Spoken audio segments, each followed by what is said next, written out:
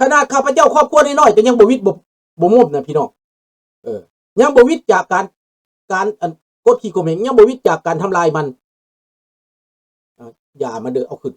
จอนี้เอาขึ้นจังซี่ซะเนาะได้แล้วบัดนี้มันบ่คักว่ามันต่ำกว่าข้าพเจ้าพูดแล้วมันได้มองลงหลุมมันให้มันได้แงนขึ้นเบิ่งเนี่ยใครเนี่ยอันนี้ได้เบิ่งลงหลุมได้แล้วบัดนี้ฮู้จักเอามาไว้ทางนี้แล้วเป็นหยังพี่น้องพวกมันเฮ็ดแบบนี้นะมันข่มขู่สบายดีสานแสงมันข่มขู่ประชาชน50 ปีมาเอาแต่ความย้านความกลัวเอาแต่ความกดขี่ข่มเหงประชาชนลาวนี่บ่กล้าตอบบ่กล้าเว้าบ่กล้าว่านับมือนับญาตินับกลัวตอนมาใหม่ๆนี่คนลาวนอกประเทศนี่ก็สู้มันได้พี่น้องข้าพเจ้ามาฮอดแคนาดานี่มีขบวนการกู้ชาติได้เฮ็ดบุญเอาทุ่งขึ้นตอนอยู่แคนาดาถ้ามิตรข้าพเจ้ามาตอนนั้นก็มีไผมีลุงภาพสนะคุณเพชรเป็นสมาคมลาวแขวงเกเบกมีดร.คำไหลมุนีวงศ์เป็นประธานเฟเดรัลลาวแคนาดาจัดงานขึ้นอยู่เซงโลรังอยู่เมืองเซงโลรังแขวงเกเบกเขานี่แหละอยู่ติเมนส์แต่ละปีสักทุ่งสร้าง3 หัวขึ้นแต่ละปีได้สร้าง3 หัวขึ้นหมดแล้วก็ร้องเพลงชาติก่อนเปิดงานยามใดร้องเพลงชาติได้เขาหลบทุ่งชาติเกเบกเขาหลบทุ่งชาติแคนาดาเขาหลบทุ่งชาติลาวเฮาได้ทุ่งปิวสะบัดพี่น้องเป็นความจริงข้าพเจ้าบ่ได้เว้าลิ้นคนเป็นหมื่นเป็นแสนกระบึงมาจากอเมริกามีจากแคนาดามาจากทุกหลักทุกเมืองก็เห็นว่าเอาทุ่งขึ้นเห็นบ่ล่ะ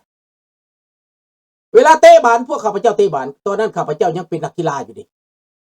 ทีมเตะบาสของข้าพเจ้ากำลังสุดบาสเข้าโกนอยู่กำลังตั้งเตะบาสเข้าโกนกันอยู่กำลังญาติกันอยู่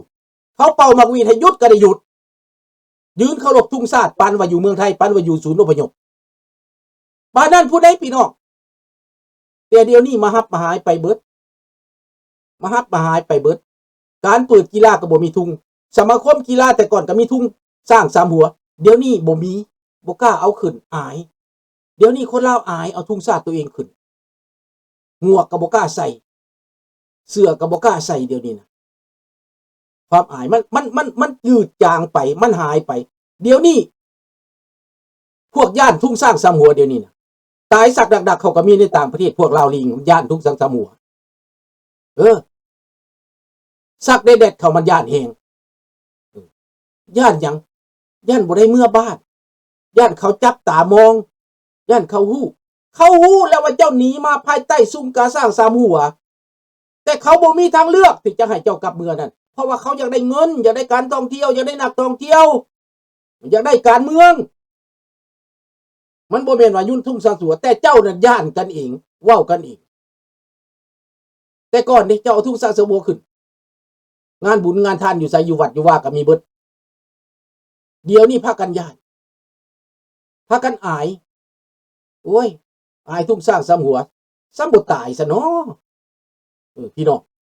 มันคือโพดคือเหลือแต่คนเฮานี่นะตัวเองนับถือมาพ่อแม่นับถือมานะตั้งแต่มือเกิดสร้าง3 หัวนี่นะมาบัดนี้ย่านทุ่งสร้าง3 หัวอายทุ่งสร้าง3 หัวพวกคนเวียดคนแก้วเขาก็บ่เห็นเป็นแนวนั้นคนแก้วไส้งอนข้าพเจ้าไปนี่นะมุงยานี่นะไปวัดเขาไปสมาคมเขานี่มีทุ่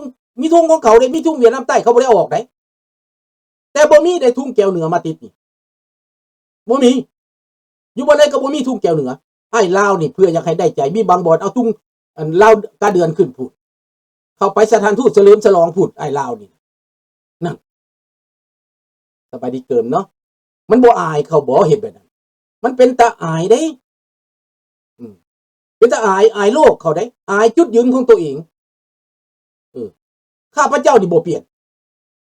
อยู่ในหัวนี่ก็อยู่ในหัวนี่แหละบ่ออกเพราะว่าพ่อแม่เฮา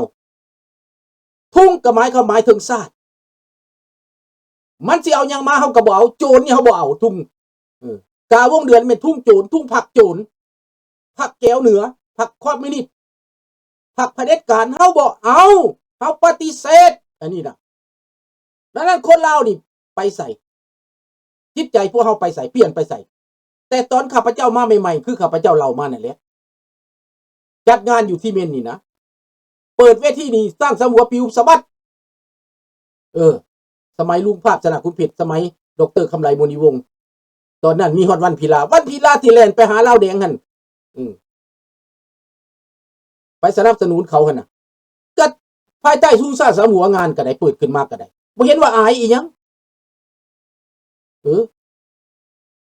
แต่บัดต่อมาแล้วนะเป็นแบบนั้นถามว่าย่านทุกซ้ำหัว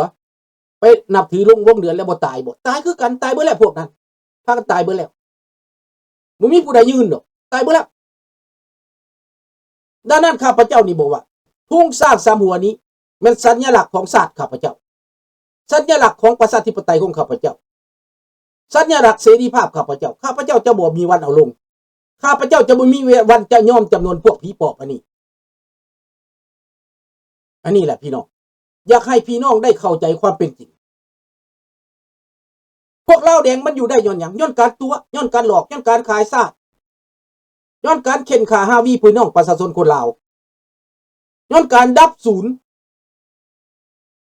อยู่ในไสก็ตามเอาแก้วเป็นใหญ่เอาต่างประเทศเป็นใหญ่คนลาวนี่อยู่ไสก็ถูกไล่ทีสบายดีทันดีดังนั้นให้พยายามเข้มแข็งขึ้น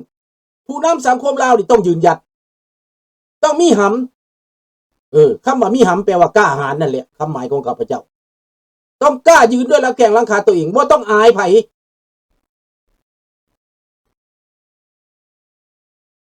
เขาบ่อยากให้เจ้าสนใจดิเขามาแทรกแซงเจ้าดิมีครูบาแทรกแซงการเมืองนี่มีแน่นอนโลดแต่ข้าพเจ้านี่บ่หวั่นไหวกับครูบาเหล่านี้ครูบาได้แทรกแซงการเมืองข้าพเจ้าจับตาไว้โลดข้าพเจ้าหมายโตไว้โลดมึงเด้อโลดได้มือหน้าเด้อไอ้มีโอกาสเด้อโลดได้ข้าพเจ้าหมายไปนั่นโลดผู้ใดอยากเฮ็ดก็เฮ็ดไปโลดข้าพเจ้าอยู่ในตาข้าพเจ้าจับอยู่ในตาในใจข้าพเจ้านี่ไว้ข้าพเจ้าจะบ่หลุดละสบายดีอันรู้ในอเมริกานี่ต้องปราบให้ได้เอาทุ่งกาเดือนขึ้นนี่นะรายงานหยังเขียนจดหมายไปรายงานเจ้าหน้าที่บ้านเมืองเขาไปรายงานสเตทไปรายงานเฟเดโรเห็นบ่รายงานเจ้าหน้าที่ไอซ์ว่าเขามาเคลื่อนไหวการเมืองเอามาโลดบักใดเข้าทูตน่ะแจ้งสื่อมันติดสื่อใส่หนังหมาโลดเขียนใส่หนังหมาโลดอยู่เมืองลาวคือกันเขียนสื่อบักท่องรุ่นอยู่ในส่วมท้ายนั่นเข้าไปแล้วเอาบิ๊กเอาไปเขียนใส่บักท่องรุ่นฆาตกรโจรปุ้นซาดโจรขายซาดโลดมันสิทนบ่สบายดีสวัยมันสิไหวบ่มันสิบ่ย่านบ่มันสิบ่อายบ่เป็ดอยู่บ้านนั่นเขียนไว้เบิดทุกส่วมถ่ายสาธารณะส่วมถ่ายในสนามบินส่วมถ่ายในสาธารณะเขียนเบิดเขียนใส่มันในป้ายฝากำแพงก็เขียนใส่โลดเอาสเปรย์สีใส่โลดเผด็จการโจรเพียงแต่ซอเกิลหนึ่งก็เขียนได้แล้วเอาสเปรย์ใส่สเปรย์สีดำมันนะใส่ซักใส่ถุงไปขี่รถที่ไปขี่รถจักรก็ได้ลงปั๊บก็ขี่ฉีดพ่นใส่แล้วก็ไปจ้อยบ่สนบางหลับตาบ่มีกล้องก็ไม่ได้เลยเห็นโลดเขียนไว้ทุกบ่อนทุกที่สาธารณะโจรทั่วบ้านทั่วเมืองมันตายมันอยู่บ่ได้มันอายเขียนเป็นภาษาฝรั่งเศสอังกฤษก็ได้เขียนภาษาลาวโจรเผด็จการดิกเตเตอร์ว่าสิท้องรุ่นดิกเตเตอร์จังซี่น่ะเขียนโลดมันสิอยู่ได้บ่มันอยู่บ่ได้พี่น้องการต่อสู้มันมีทุกรูปแบบพี่น้องแม่นแล้วปราบโลดอะมิโกฟาดมันโลดเอามันหน้าหม่อมไปพุ่นอยู่ไสก็ตามเดี๋ยวนี้พวกมันอยู่ยากเลยเด้เพราะว่าโลกนี่เขาหัดแคบเขาแล้วเขาจับตาแล้วดังนั้นถ้าฟังติดตามสภาพการนั้นติดตามสภาพการของพวกอิหร่านว่ามือใดเขาสิถล่มว่าอิหร่านเขาสิถล่มมือใด เขาสิถล่มมืออื่นบ่เขาสิถล่มมือฮื้อบ่หรืออาทิตย์ต่อไปนี้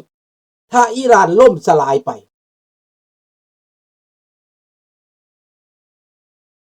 ล่มสลายไปผู้นำอิหร่านตกไปนี้เบิดรัสเซียเดี๋ยวนี้พ่ายแพ้แล้วป๊บแล้วเดี๋ยวนี้ถอยแล้วมอสโกนี่เกิดเป็นไฟแล้วเห็นบ่อยากฆ่าเพิ่นตัวตายพี่น้องบาปกรรมนำสนองมันถ้าบักโปรตีนไปแล้วเฮาก็สิบายบายบักทองรุ่นคือกันพี่น้องนี่แหละกรรมเด้อเวรกรรมตามสนองมันในอเมริกาใต้นี่เวเนซุเอลาเขาจับบักมาดูโรไปแล้วการเมืองก็เปลี่ยนไปเดี๋ยวนี้เขากับอเมริกาค้าขายไปมาหาสู่การลงทุนแม่นหยังเวียกงานกำลังไหลเข้าเวเนซุเอลาแล้วเดี๋ยวนี้เห็นบ่นายทุนแม่นหยังก็เขาและเป็นแหละในเมื่อมันเหตุการณ์มันจังซี่แหละพี่น้องเฮาก็เบิ่งเอาติเฮาเบิ่งเอาสภาพการในปัจจุบันนี้ว่าโลกมันเปลี่ยนไปแต่ละมื้อแต่ละวันนั่นถ้าผู้ใดเข้ามาฟังมาติดตามเฮาจะรู้จักสภาพการของโลกว่ามันสิเกิดหยังขึ้นสงครามโลกสิเกิดขึ้นหรือบ่สงครามอิหร่านสิเกิดขึ้นหรือบ่สงครามอเมริกาใต้สิเกิดขึ้นหรือบ่มันเกิดขึ้นหยังขึ้นในแคนาดามันเกิดหยังขึ้นอยู่ในอเมริกาพวกท่านก็สิฮู้ว่ามันปลอดภัยหรือบ่ปลอดภัยนี่คิวบาสิลงไปได้บ่พอเท่าใดมื้อข้างหน้านี้อาจจะล่มสลายแล้วสำหรับคิวบานี่ระบบคอมมิวนิสต์เปลี่ยนไปแล้วคันคิวบามันเปลี่ยนไปนี่ข้าพเจ้าก็สิลืมเมืองลาวบ่ไปดอก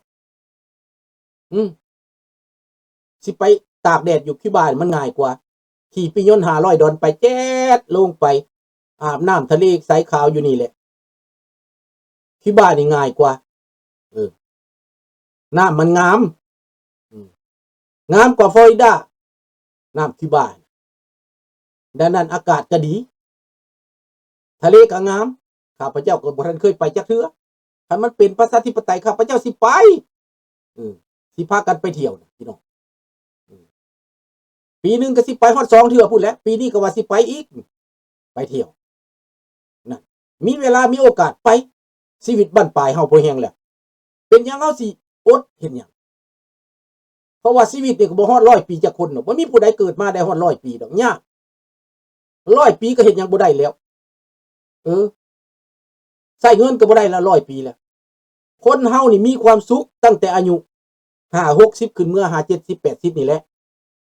80ลงไปแล้วก็ค่อยแล้วดังนั้นบ่ต้องห่วงหยังเบิดขอแต่ได้ทำคุณงามความดีไว้ขอแต่ได้เว้าความจริงสู่ลูกสู่หลานสู่บ้านสู่เมืองไว้ข้าพเจ้ามีความภูมิใจที่ได้มาข่าวสารให้ลูกหลานฟังที่มาชี้แนวนโยบายให้ลูกหลานได้ฟังว่าควรเฮ็ดจังไดควรปฏิบัติตัวแนวใดอีหยังสิเกิดขึ้นในอนาคตข้างหน้าผู้ใดก็ต่อต้านอเมริกาสั่งอเมริกาแต่ถ้าบ่มีอเมริกานะข้าพเจ้าได้ฟังมื้อนี้ข่าวสารจากท่านเบกหน้าอังรีเรวีเนาะสัมภาษณ์ท่านเบกหน้าอังรีเรวีคนฝรั่งเศสลาวคันให้ข่อยเลือกนะข่อยยอมเป็นลูกน้องอเมริกายอมเป็นข่อยอเมริกาดีกว่าจะเป็นข่อยจีนเป็นข่อยรัสเซียเราก็อธิบายเรื่องทั้งหมดก็แบบเดียวคือคนลาวเฮาที่หนีมาอยู่มาต่างประเทศนี่แหละโบราณเพิ่นว่าเป็นข่อยอัญญาเป็นมาวัดมันถือพวกข้าพเจ้าเป็นข่อยอัญญาเป็นมาวัดไปเป็นข่อยต่างประเทศเขาให้ความยุติธรรมเขาให้มีอยู่มีกินเขาให้มีเงินใช้เขาให้มีรถขี่เขาให้มีบ้านอยู่บางลาวตายทุกข์ตายยากเงินเดือนก็บ่เบิกเงินเดือนก็บ่ได้ให้ก็ต่ำๆแล้วก็ตายอีกดังนั้นคนจึงเลือกว่าเป็นข่อยอัญญาเป็นมาวัดความหมายก็คือเป็นข่อยอเมริกาหรือพวกลาวแดงมันเว้าแต่ว่าเฮานี่มีกินมีอยากแล้วเฮาเป็นข่อยอเมริกาเฮามีเงินใช้ได้เฮากุ้มครอบกุ้มครัวได้อย่างน้อยก็มีงานทำอย่างน้อยก็มีข้าวกินอย่างน้อยก็มีเฮือนอยู่อย่างน้อยก็มีเสรีภาพแม่นบ่พี่น้องนี่ตัวนี้แหละที่มันเป็นตาอยู่ในต่างประเทศคนลาวเฮาฟังแล้วเป็นจังได๋พวกท่านคิดแนวใดแล้วในขั้นต่อไปพี่น้อง ข้าพเจ้าว่าอเมริกานี่มาทางเอเชีย